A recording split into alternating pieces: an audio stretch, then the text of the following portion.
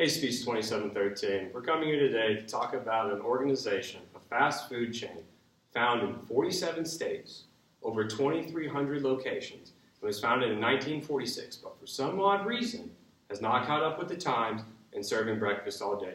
Yes, that's right, I'm talking about Chick-fil-A. I'm talking about the dreaded scenario of you waking up at 10:30 to not make it to that line on time, where you can't get your chicken mix, can't get your hash browns, can't get your your bowls, you can't get your burritos, and you can't get that beloved lemonade, and ending that dreaded moment of just disgust because some organization named Chick-fil-A has decided not to open up breakfast 24 hours a day, unlike bigger chains like McDonald's and Whataburger. Yeah, so as David said just now, the problem that we're looking at here is that after 10:30, Chick-fil-A will not serve you breakfast. Whether it's 3 minutes after 10:30 or 30 minutes after, they will not do anything about it.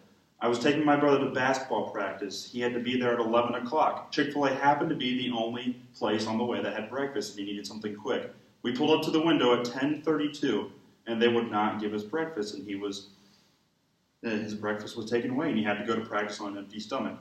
So that was one example, but especially as college students, we have such an irregularity in our eating schedules, in our cravings, and when and what we want to eat, that it just makes sense to have Chick-fil-A open after 10:30. And it is a serious problem, and it is not open after 10:30. Especially on weekends, if you sleep in until, 1 or 2 for some of us, you should be able to get those chicken minis that you are craving, but as it turns out, you cannot, and we believe that this is a serious issue. In order to solve the problem of Chick-fil-A having their cutoff time at 10:30, we would have to band together and borderline protest. All of us, everyone who's listening and watching this video, just try to contact Chick-fil-A, whether it's Twitter, Instagram, Facebook. You could even call their corporate or send them letters, anything to let them know that this is something we want and need. You could even request via DM, asking them how many retweets it would take to show that this is not just a singular problem, it's a problem that's happening nationwide. Everyone wants their breakfast after 10:30. I'm not sure I know anyone who eats breakfast before 10:30 anyways.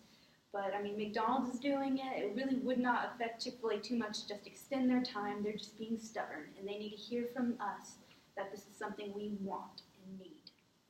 So we all know that Chick-fil-A is definitely the superior fast food chain, so why they aren't having breakfast after 10:30 is really a question that we don't have an answer to.